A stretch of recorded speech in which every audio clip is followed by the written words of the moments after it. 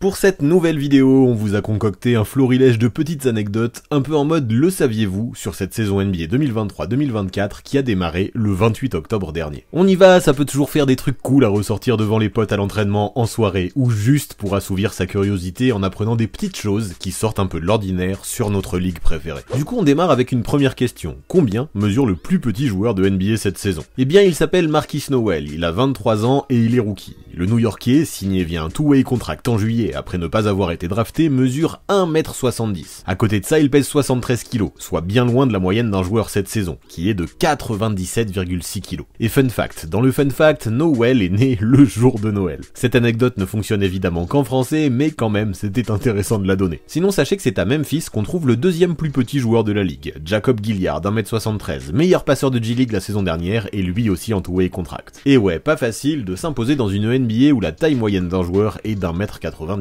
Maintenant qu'on a parlé du plus petit, on est obligé de parler du plus grand joueur de NBA. Et là, zéro suspense, ou presque. Victor Wembanyama et Boban Marjanovic sont à égalité, avec leurs 2m24 chacun. Ici, on parle de mesure en chaussures, car Wemby a déjà précisé qu'il faisait plutôt 2m22 pieds nus. Derrière eux, on trouve Bol Bol avec ses 2m21. Et Kristaps Porzingis, eh bien cette année, la NBA l'annonce à 2m18, et pas 2m21. Bon, ok, on acceptera, on le sait, la NBA et les tailles, c'est parfois un grand mystère. En parlant de Victor Wembanyama, est-ce que ce ne serait pas un bon candidat pour nous faire le premier quadruple-double en NBA depuis celui de David Robinson qui aura 30 ans cette saison? Le 17 février 1994, l'amiral avait compilé 34 points, 10 rebonds, 10 passes et 10 contre Détroit. Quoi qu'il en soit, le numéro 1 de la draft fait partie des 125 joueurs internationaux qui faisaient partie d'un roster NBA le soir de l'opening night. Sur les 40 pays et territoires représentés, le Canada est celui qui compte le plus de joueurs, avec 26, un record pour cette nation. La France se retrouve, elle, à la deuxième place, avec 14 joueurs, un record également. Elle est suivie par l'Australie et ses 9 joueurs, la Serbie et ses 7 joueurs, l'Allemagne et ses 6 joueurs, et le Nigeria et la Turquie avec leurs 5 joueurs chacun. C'est la 10e année consécutive que la Ligue compte dans ses rangs au moins 120 joueurs internationaux au lancement de la saison. L'intégralité des 30 équipes NBA en compte minimum 1 dans son roster. Pour les jeunes stars américaines, la voie royale vers la NBA, c'est la NCAA. Et est-ce que vous savez quelle est l'université la plus représentée cette saison dans la Ligue? Eh bien pas trop de surprise, puisque c'est la même chose pour la 12e année consécutive. Kentucky est première avec 26 joueurs, soit 2 de plus que Duke. Derrière, UCLA est 3e avec 15, soit 3 de plus que la saison passée. Le top est ensuite complété par Michigan, Gonzaga, Texas, Villanova, Arkansas et Arizona avec entre 10 et 12 joueurs chacune. Sinon, cette saison, le plus jeune joueur de la ligue se nomme Gigi Jackson II, 18 ans. Sélectionné avec les U18 de Team USA en 2022 et pris en 45e position de la draft par Memphis avec qui il a signé un two-way contract dans la foulée, il fêtera son 19e anniversaire le 17 décembre prochain. Deuxième et troisième de ce classement, Dariq Whitehead et Bilal Coulibaly, tous de 19 ans, ne sont nés qu'à une semaine d'écart, le 1er août pour le 22e choix des Nets et le 26 juillet 2004 pour le 7e choix des Wizards.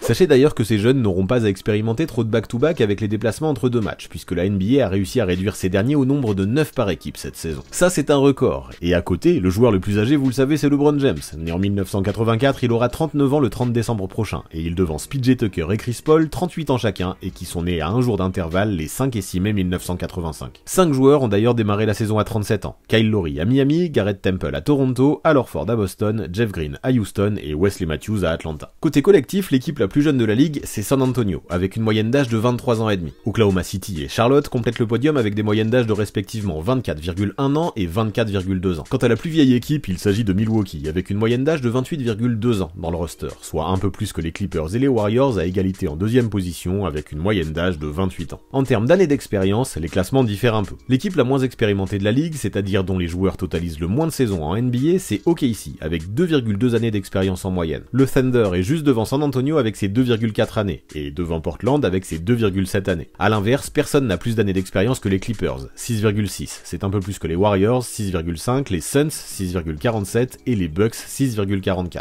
Les Lakers, même avec LeBron James, sont 14e avec 4,5 années d'expérience en moyenne. Et l'expérience, il va falloir puiser dedans si Denver veut réussir à devenir la première franchise depuis les Houston Rockets de 1994 et 1995 à gagner les 2 premiers titres de son histoire sur 2 années consécutives. Ce ne sera pas forcément gagné si l'on se base sur la tendance de ces 5 dernières années, qui a vu 5 champions différents couronnés chaque saison. Les Raptors en 2019, les Lakers en 2020, les Bucks en 2021, les Warriors en 2022 et les Nuggets donc en 2023. Si une toute autre équipe que l'une de ces 5-là venait à soulever le Larry O'Brien Trophy en 2024, ce ne serait que la deuxième fois dans l'histoire qu'on aurait un 6e champion en 6 ans. La première fois, ça a eu lieu entre 1974 et 1980 où Golden State, Boston, Portland, Washington, Seattle et les Lakers s'étaient succédés les uns aux autres. En parlant de champion NBA, même s'il réalise une très bonne saison, nous devons le dire, l'équipe d'Indiana n'est pas forcément favorite. En attendant, la franchise pour le moment jamais titrée pourra se consoler avec l'organisation de son deuxième All-Star Game au mois de février, le premier au Gainbridge Fieldhouse, anciennement connu sous le nom de Conseco Fieldhouse, puis Bankers Life Fieldhouse jusqu'en 2021, et qui n'existait pas encore en 1985. Les Pacers auraient dû accueillir l'événement en 2021, mais celui-ci avait été déplacé à Atlanta suite à la pandémie et des conflits de calendrier avec le tournoi NCAA, lui aussi organisé à Indianapolis cette année-là. Les concours du samedi auront eux lieu au Lucas Oil Stadium, le stade des Colts en NFL, d'une capacité de 70 000 places, mais qui sera réduit à environ 35 000 places en configuration basket. En parlant d'équipe de la conférence Est, celle-ci a vu 5 franchises différentes atteindre les finales NBA ces 6 dernières années. La seule équipe à les avoir disputées 2 fois sur la période, Miami. Le Heat, déjà finaliste malheureux dans la bulle, s'était en plus qualifié en play-off en sortant du play-in. Même tendance à l'Ouest, en ce qui concerne le classement, une franchise différente a terminé première de la saison régulière chaque année depuis 6 saisons. Du plus récent au plus ancien, ça donne Denver, Phoenix, Utah, les Los Angeles Lakers, Golden State et Houston. C'est la plus longue série du genre à l'Ouest depuis la mise en place du format moderne des play-offs pour la saison 1983-1984. La nouveauté cette année, c'est le In-Season Tournament, également appelé NBA Cup.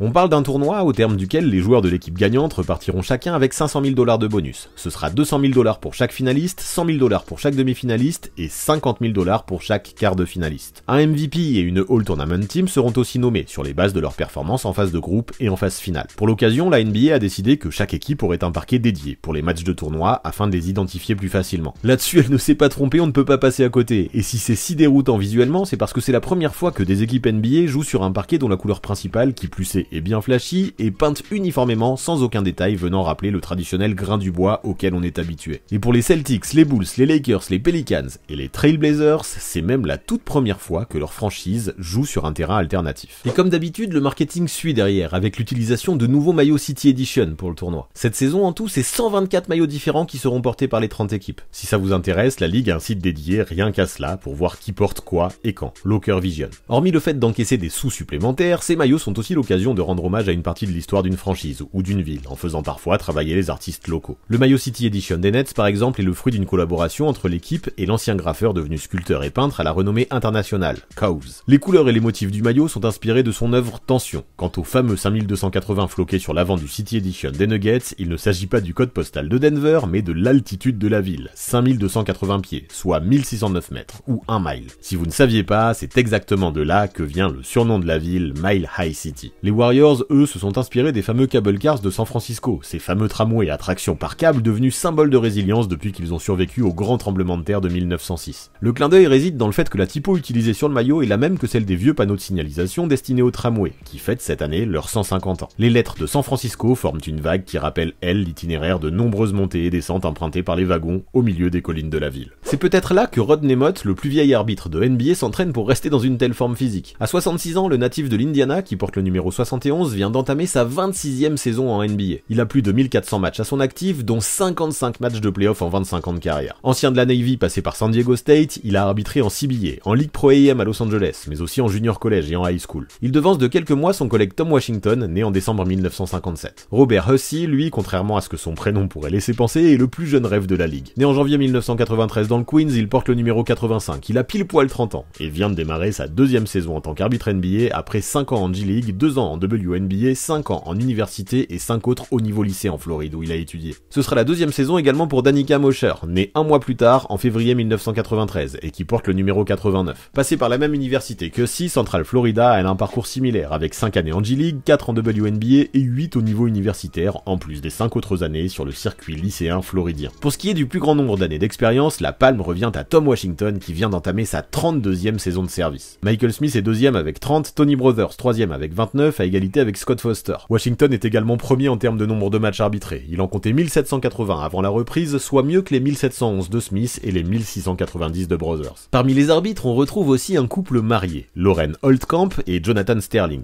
Holtkamp, numéro 7, est dans sa 10e saison. Sterling, numéro 17, est lui dans sa 7e saison. Parent d'une fille, on pourrait se dire qu'une idée de date pour les deux, ce serait d'aller arbitrer arbitré un match de saison régulière ensemble à Paris. Ce serait pas mal, non? Parce que oui, comme vous le savez, la Ville Lumière sera pour la 3e fois après 2020 et 2023 hôte d'un match de saison régulière en janvier. Les Cavaliers, qui affronteront les Nets, joueront un match officiel en dehors des frontières américaines-canadiennes pour la toute première fois de leur histoire. Les Nets sont en revanche déjà passés par la capitale en 2008 pour un match de pré-saison contre Miami. Le mois de janvier verra aussi le retour de la NBA Rivals Week, lancée l'année dernière dans le but de redonner un peu de piquant au match de saison régulière après l'euphorie de Noël. Au programme, 11 matchs diffusés à la télé nationale US sur une période de 5 jours entre le 23 et le 27 janvier. En point d'orgue le 27, un triple header avec 2 remakes des demi-finales de conférence, avec Miami contre New York, puis les Lakers contre les Warriors, avec entre les deux, un choc entre les Sixers du MVP en titre Joel Embiid et les Nuggets, champions en titre de Nikola Jokic.